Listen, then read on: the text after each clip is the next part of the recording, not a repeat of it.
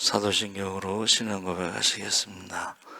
전능하사 천지를 만드신 하나님 아버지를 내가 믿사오며 그 외아들 우리 주 예수 그리스도를 믿사오니 이는 성령으로 잉태하사 동정녀 마리아에게 나시고 본디오 빌라도에게 고난을 받으사 십자가에 못 박혀 죽으시고 장사한 지 사흘 만에 죽은 자 가운데서 다시 살아나시며 하늘에 오르사 전능하신 하나님 우편에 앉아 계시다가 저희로서 산 자와 죽은 자를 심판하러 오시리라. 성령을 믿사오며 거룩한 공회와 성도가 서로 교통하는 것과 죄를 사하여 주시는 것과 몸이 다시 사는 것과 영원히 사는 것을 믿사옵나이다. 아멘. 찬송가 521장 찬송하시겠습니다.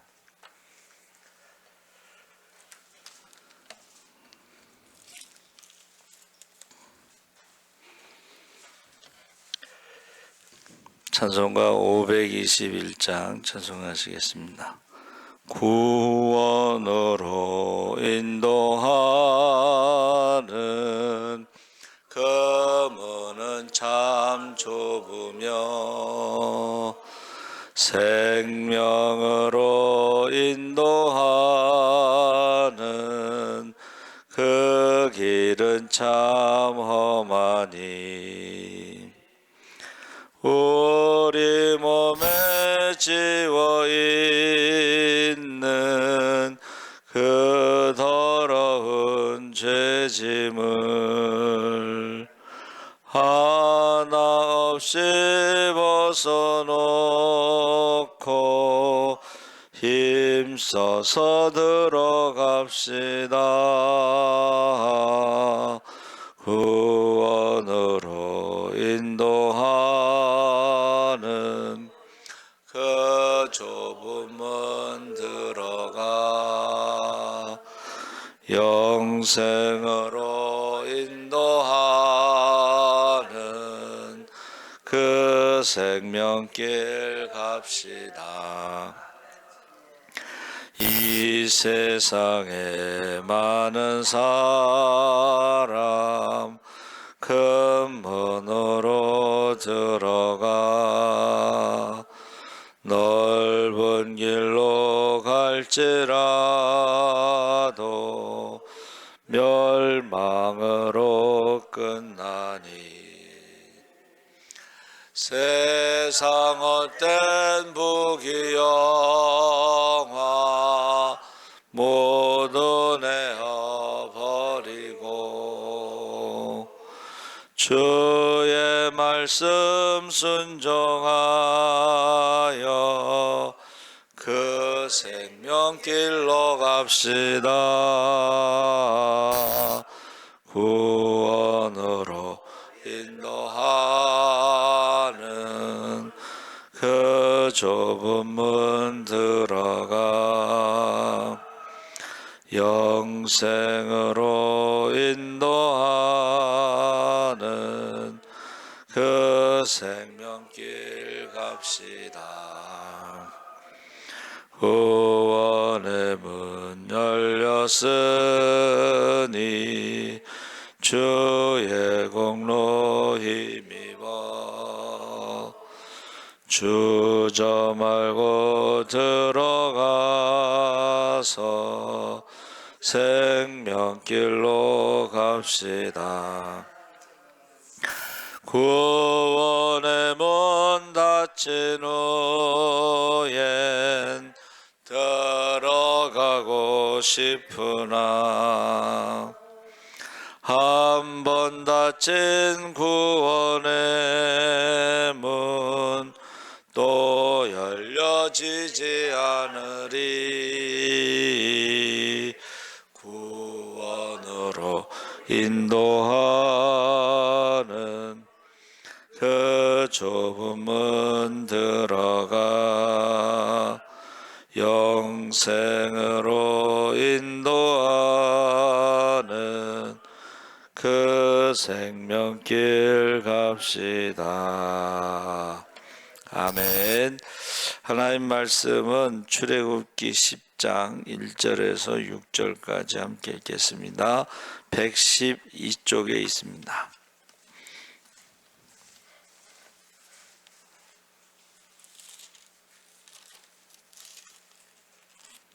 출애굽기 10장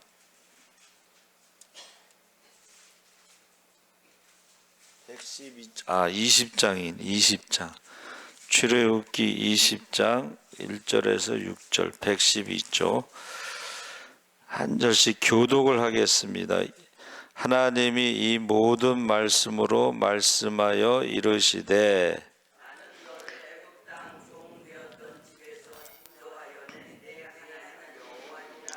너는 나 외에는 다른 신들을 내게 두지 말라.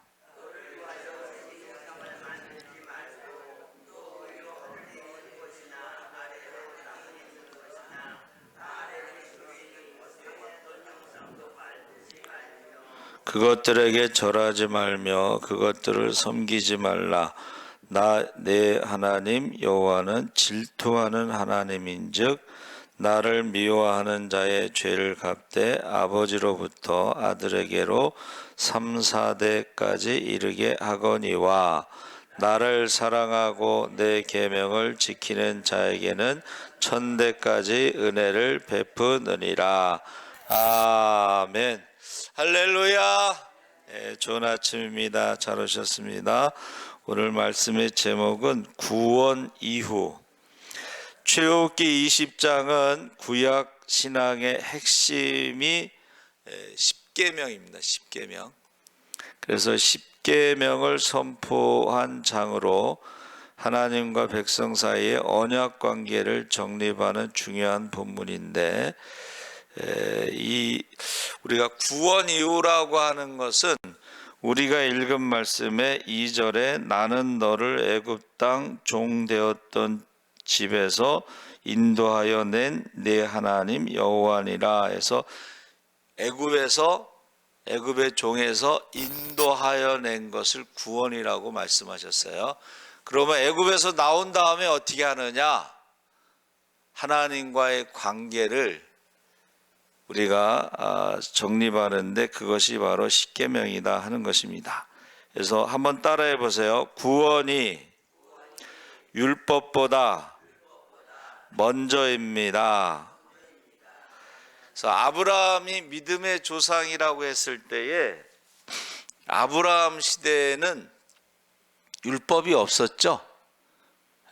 율법이 없었습니다. 그래서 하나님의 부르심이 먼저고 그 다음에 인도하심이 먼저고 그 다음에 율법을 주신 거죠. 그래서 율법은 구원을 얻기 위한 조건이 아니라 율법을 지켜서 구원받는 것이 아니라 구원받은 이후에 우리가 종에서 자유인으로 살아가는 삶의 방식이다 그랬습니다.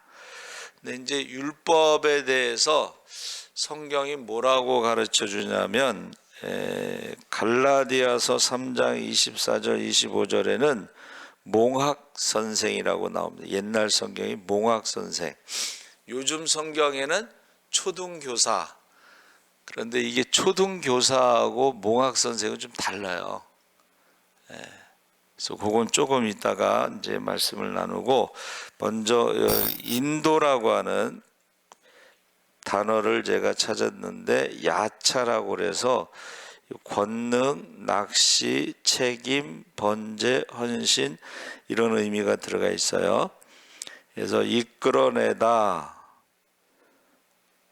그래서 이것을 이제 우리가 출애굽이라고 부르는 것입니다. 그래서 본래 상태로 되돌아가다 이런 뜻이 있다고 그래요. 인도한다는 그 야차라는 단어는 본래 상태로 되돌아가다.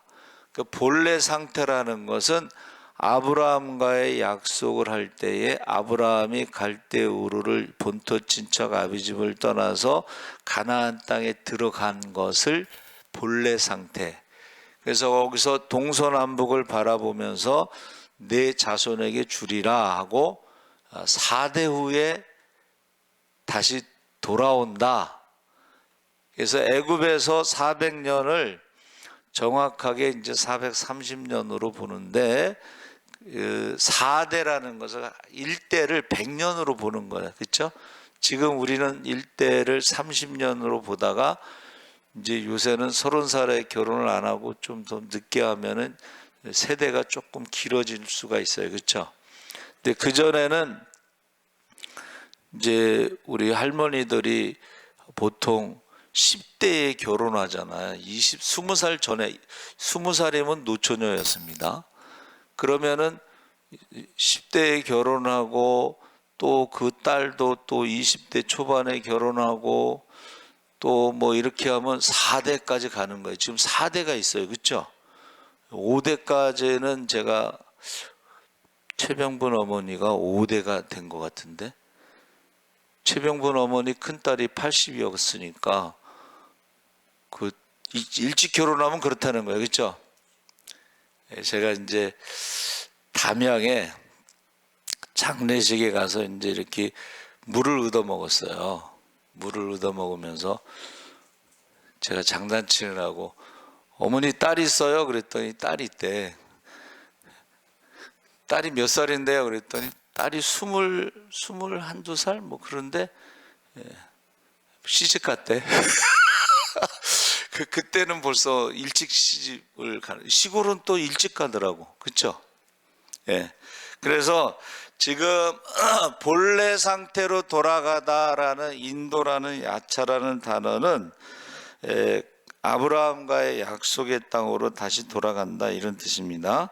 그래서 인도라고 하는 것이 인자가 활궁에다가 사람 대자가 들어가고 뚫을 곤자를 했는데 이것이 사람이 활을 당긴다 이런 뜻이에요. 그러니까 하나님이 애굽에서 종살이 할 때 어떻게 했다는 거예요? 그 애굽에서 나와서 가나안 땅을 향하여 방향. 활을 쏠 때 아무데나 쏘지 않잖아요. 그렇죠? 어떤 그 표적이나 어떤 뭐 동물을 잡거나 어떤 목표가 분명하고 방향이 분명하며 그렇죠? 그래서 하나님이 애굽에서 나올 때의 방향을 가나안 땅을 잡았죠. 근데 사실은 애굽에서 가나안 땅까지 한 열흘 거리예요. 열흘 거리. 그런데 이스라엘 백성들이 이제 불순종하면서 광야에서 어떻게 해요? 하루를 1년으로 계산해서 40일 동안 정탐꾼들이 이제 정탐하고 갔다 와서 부정적인 보고한 사람이 10명인데 그 하루를 1년으로 해서 이제 광야에서 40년, 원래는 이제 정확하게 말하면 38년이에요. 왜냐하면 정탐꾼을 보낼 때가 한 2년이 지난 거예요. 시내산에서 율법을 받을 때에 율법을 받고 성막을 지을 때가 1년이 지났어요. 그리고 그 시내산에서 이제 거기까지 가는데 거의 1년이 됐어요. 그래서 한 38년인데 하나님은 정확하게 애굽에서 아브라함과의 약속대로 4대 만에 나와서 어디로? 가나안 땅으로, 본래의 약속의 땅으로 이제 가는데 불순종 또는 믿음이 없는 불신앙 때문에 이제 광야에서 있었던 거죠. 자, 그리고 도자는 그게 이제 갈척자에다가 머리수에서 길과 돌이라고 그랬는데 거기 마디촌자가 들어갔어요. 그렇죠? 그래서 사람을 인도하다 이랬어요. 그래서 그 도자가 바로 목적과 방향을 말하는 거예요. 우리 인생의 돌이라고 하는 것도 이게 어떤 목적과 방향이 있는 그런 것을 의미하고 있습니다. 그래서 저와 여러분이 구원이 먼저고 그 후에 율법을 주셨는데 문제는 이 율법이 몽학선생이라고 그랬어요. 그러니까 우리가 율법을 지킬 수 있다 없다? 지킬 수 없다는 거야. 그럼 왜 율법을 주셨느냐? 기준은 이제 주셨는데 율법의 이제 10계명. 자, 보세요. 첫 번째로 이제 하나님을 사랑하는 것이 이제 하나의 기둥이고, 두 번째 이웃을 사랑하는 게 두 번째 기둥인데, 이 하나님을 사랑한다는 거 1계명이 뭐예요? 나 외에 다른 신을 두지 마라 해서, 사실은 하나님의 10계명은 1계명에서 10계명까지 핵심이 뭐냐면 우상 숭배하지 말라는 거예요. 하나님과의 관계에서 우상 숭배하지 말라. 거기에 대해서 하나님께서 뭐라고 말씀하셨냐면, 한번 따라해서, 나는 질투하는 하나님. 5절에. 그러니까 하나님과 이스라엘이 부부관계로 설명하고 있어요, 언약을. 그런데 우상을 섬기는 것을 영적 간음이라고 그러는 거예요. 그렇죠? 그래서 10계명의 핵심은 우상 숭배하지 마라. 그것이 이제 핵심인데, 1계명이 깨지면 나머지 계명은 다 깨지는 거야. 예? 우상을 숭배하고 영적인 간음을 하고 이러면은 그 뒤에 것은 다 깨지게 되어 있습니다. 그래서 우상 숭배하지 마라. 그래서 우리가요, 하나님의 이름을 귀하게 여기면서 인생의 최우선순위가 하나님이라. 우선순위. 우상 숭배하지 마라. 이 말은 우선순위가 항상 하나님이 돼야 된다는 거예요. 그게 이제 우리가 지금으로 말하면 예배가 우선순위가 돼야 돼요. 예배가 우선순위. 하나님과의 관계에서. 자, 그리고 그 다음에 이제 수평적인 관계로서 5계명의 부모를 공경하는데, 이것은 하나님을 사랑하고 이웃을 사랑할 때의 가운데, 이게 부모 사랑이 그게 이제 어떤 중간 역할을 하는 거예요. 자, 보세요. 부모는 보이지 않는 하나님의 형상이기 때문에 보이지 않는 하나님을 섬긴다고 하면서 보이는 부모를 섬기지 않으면 그건 거짓말이라, 가짜라는 거예요.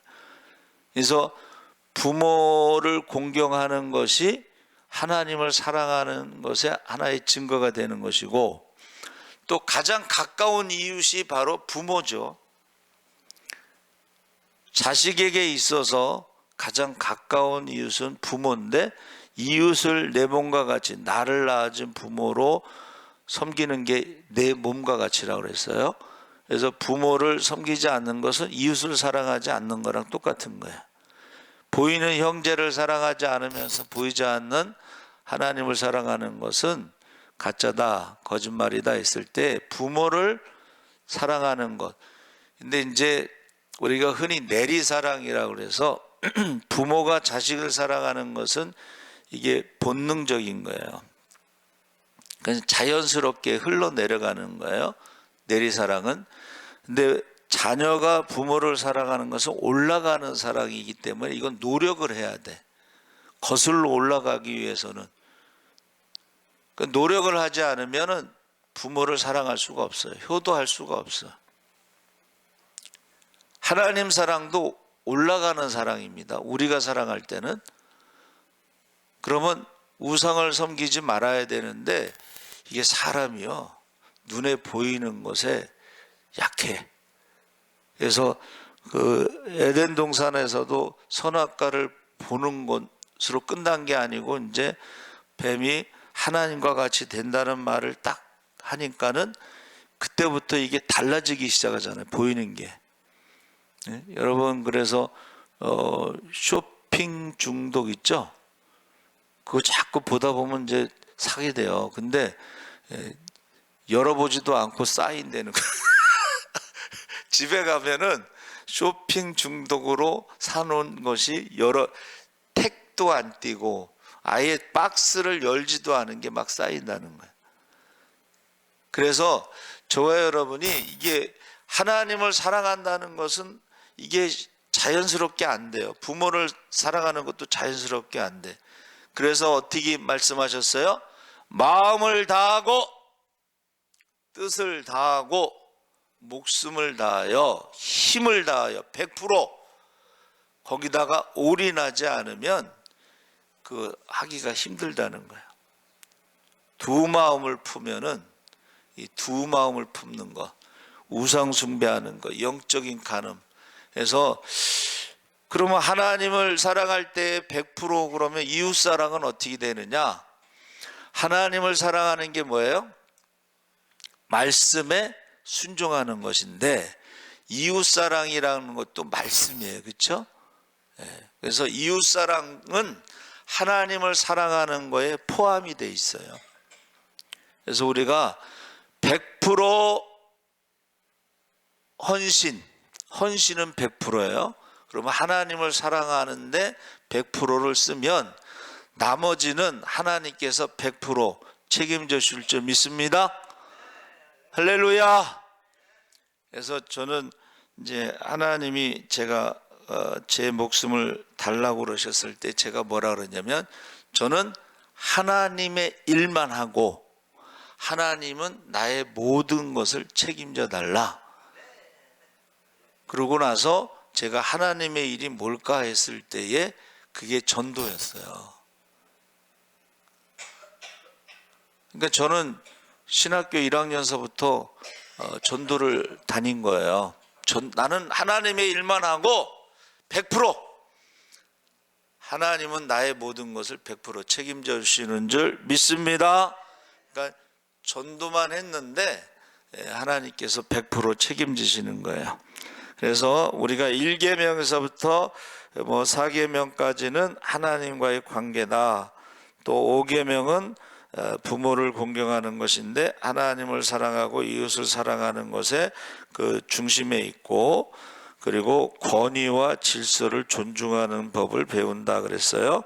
그리고 6계명에서부터 10계명까지는 하나님의 형상대로 지음받은 사람을 죽이는 것은 성경의 사형입니다.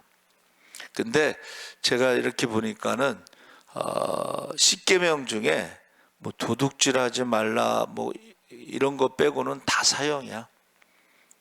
여러분 보세요. 성경을 읽어보면 사형제도라는 거예요. 탐심, 도둑질 이거 말고, 근데 탐심은 우상숭배라고 했기 때문에 우상숭배도 사형입니다. 거짓말하는 것도 이게 어떤 거짓말을 하느냐에 따라서 사형이고, 간음도 그렇고, 간음도 돌로 때려 죽였죠. 불효하는 자들에게는 돌로 때려 죽였죠.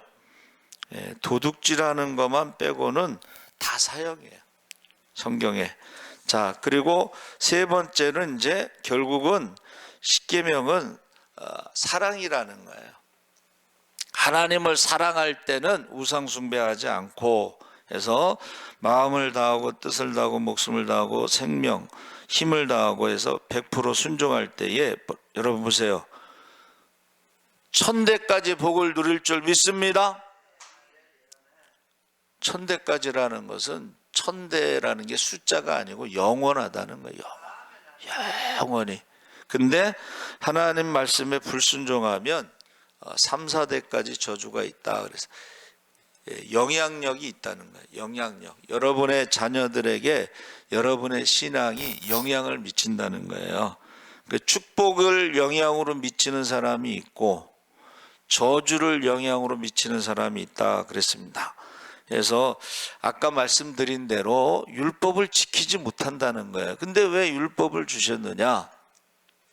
이거를 몽학선생이라고 그랬는데, 몽학선생이 뭐냐면 초등교사가 아니고 몽학선생은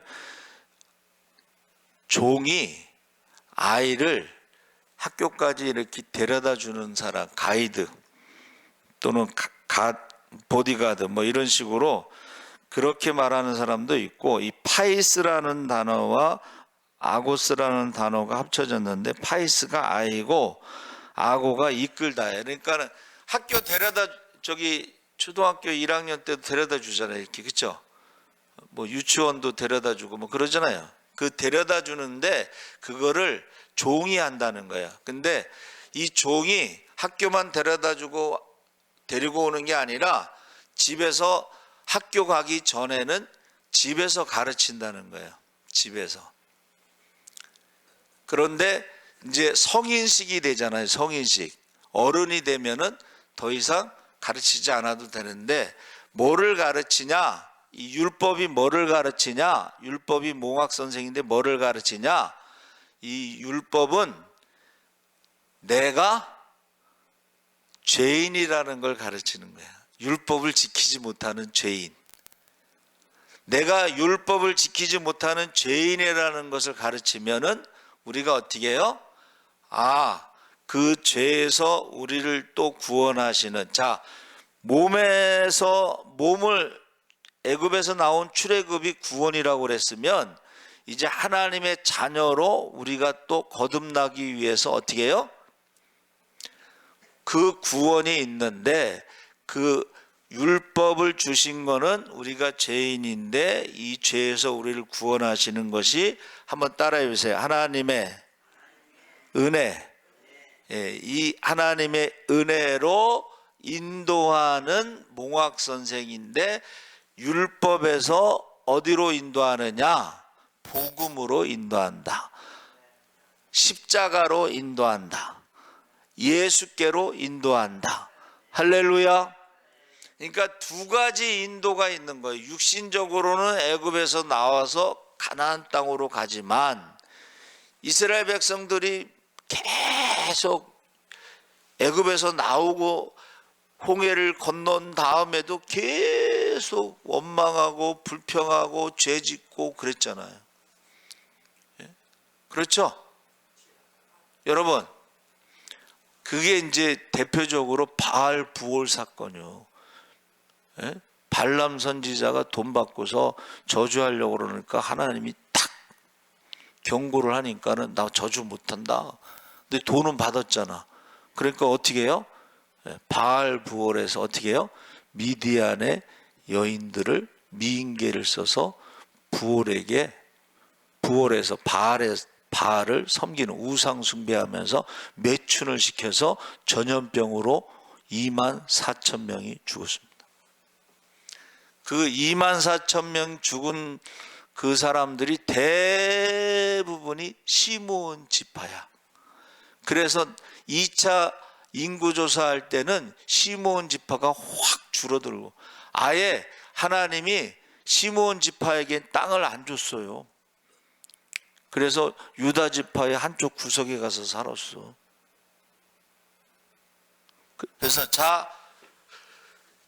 구원 이후라는 것은 애굽에서 인도하여 낸 것이 있고, 율법을 지키신 다음에는 몽학 선생이 돼서 우리가 죄인이라는 것을 깨닫고 우리가 하나님의 은혜로 구원받아야 되는데, 그것이 율법에서 복음으로 인도하는 역할을 한다. 그러니까 율법이 복음으로 인도하는, 우리 힘으로 구원받을 수 없습니다. 모세의 지식으로 구원받을 수 없습니다. 엘리야의 능력으로도 구원받을 수 없습니다 하고, 율법에서 복음으로 십자가로 예수께로 인도하는 역할이 그 몽학 선생이 하는 일이다 하는 거예요. 그러니까 우리가 성경을 우리가 이제 읽으면서 지식적으로 아는데, 내가 바울이 뭐라 그랬어요? 로마서 7장에 오라 나는 공고한 자, 괴롭다. 마음으로는 하나님의 법을, 육신으로는 죄의 법을 섬기노라. 괴로워했다는 거예요. 그러고 나서 8장에 가서 예수 안에서 결코 정죄함이 없다. 생명의 성령의 법이 죄와 사망의 법에서 우리를 자유있게 해방시켰다. 할렐루야. 어제 우리 기도원 갔는데 그 찬양하는데 그 찬양하더만, 나 자유 얻었네, 너 자유 얻었네. 이 자유라는 것이 죄와 사망에서, 율법에서 어떻게 해요? 주 말씀하시길 죄사슬 끊겼네, 죄사슬 끊겼네. 또 다른 데는 쇠사슬 끊겼네. 이게 종으로 끌려가는 거예요. 종살이 하는 거예요. 그래서 저와 여러분이 구원 이후에 대해서 율법을 주셨고, 율법은 우리가 죄인이라는 것을 깨달으면서 하나님의 은혜 구원받는데, 그 하나님의 은혜가 십자가로 복음으로 예수께로 인도한다 하는 것을 아시고, 저와 여러분이 어떻게 돼요? 여러분의 자녀들을 위해서 그렇게 기도해야 된다는 거. 하나님, 우리 애굽에서 세상에서 종살이하는 거, 욕심의 종, 마귀의 종, 세상의 종, 또 사람의 종, 환경의 종, 뭐 이런 것들로부터 우리가 자유함을 얻도록, 또 율법으로부터 우리가 죄인이라는 것을 깨닫고 우리가 십자가 복음으로 우리가 인도함을 받도록 자녀들을 위해서 기도하시기 바랍니다. 아멘. 하나님 아버지 감사합니다. 이제 애굽에서 나와서 하나님 우리에게 율법을 주셨는데, 율법은 우리가 죄인이라는 것을 깨닫게 하는 몽학 선생입니다. 우리를 복음으로 십자가로 인도하여 주시옵소서. 우리 자녀들을 위해서도 기도하게 하여 주시옵소서. 감사하며 예수님의 이름으로 기도합나이다. 아멘.